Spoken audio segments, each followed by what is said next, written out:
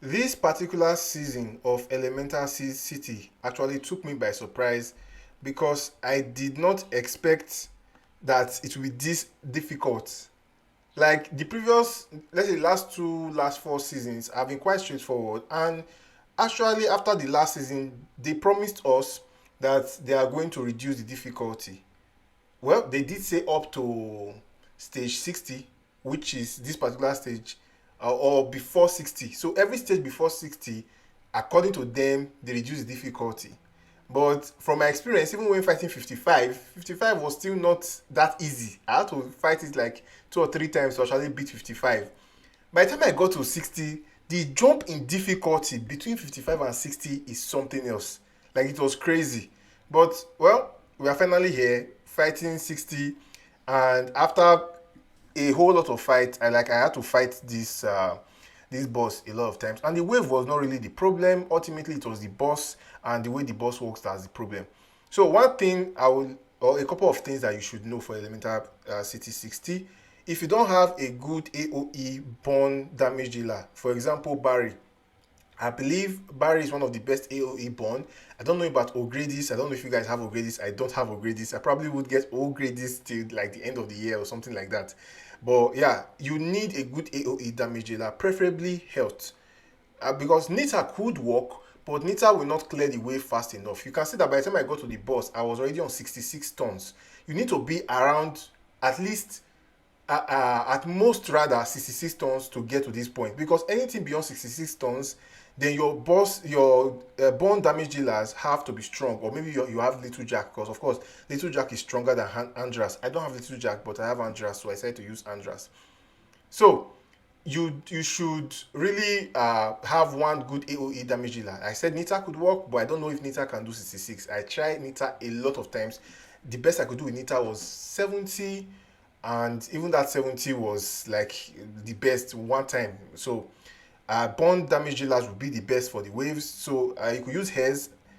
For those of you that have hairs E3, for me I have hairs, but I prefer Jin because of this boss. Because against this boss will be reducing your turn meter, which means hairs won't be able to do more bond damage. So I think Jin generally is still better, but a lot of people clear this fight with hers, so it's not as if you must have Jin. Jin is not a must have. I just preferred her because she made it more comfortable for me.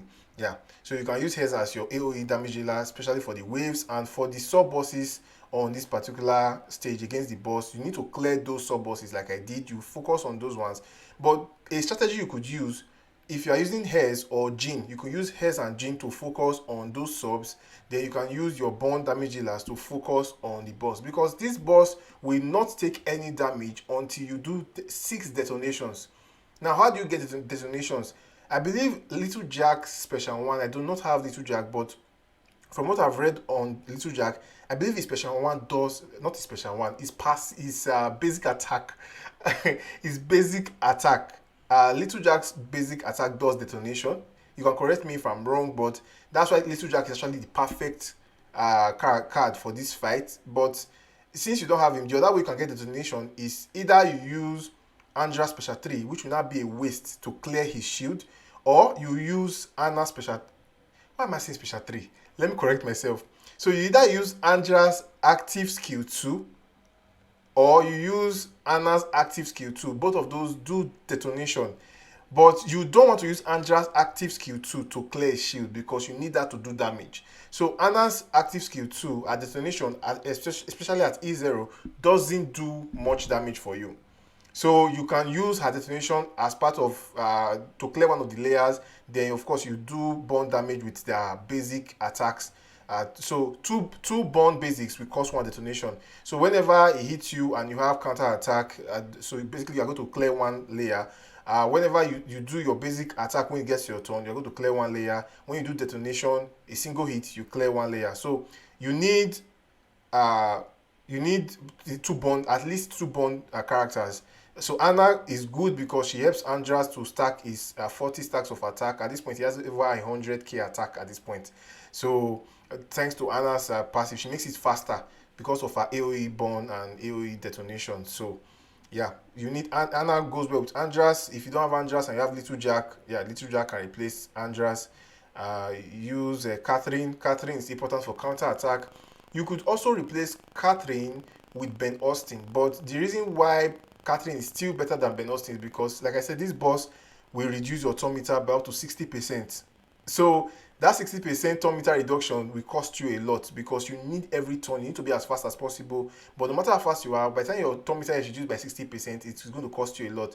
But if you have counter attack on you, it doesn't matter how low it reduces your turn meter. As long as he attacks you, it's going to get burn inflicted on him. And by the time two burns combine, which is the burn of Andras basic combined with the burn of Anna's basic, those two are going to remove one layer. So yeah, that's why you need at least two bond characters. I wish I had Barry. It would have been fun to use Barry on this match. Like instead of having Jean, using Barry, Anna, and Andras, I feel that probably would have been faster because Barry would have been doing detonations, and I think Barry could do more damage than Anna. But then again, my Anna is just at E0. Also, you can see that I had to borrow Nordak because my own Nordak is just E2, and I needed the E3 because I needed that health boost to survive. And I needed the health boost for Jean to do more damage because she does HP burn.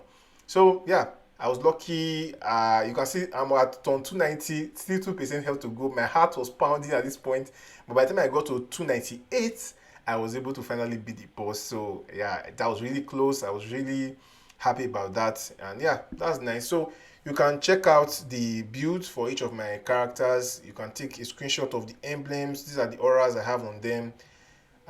Yeah, in case you, yeah, if you're interested, if you're not interested, then thanks for watching the video, guys. I'll see you on the next one.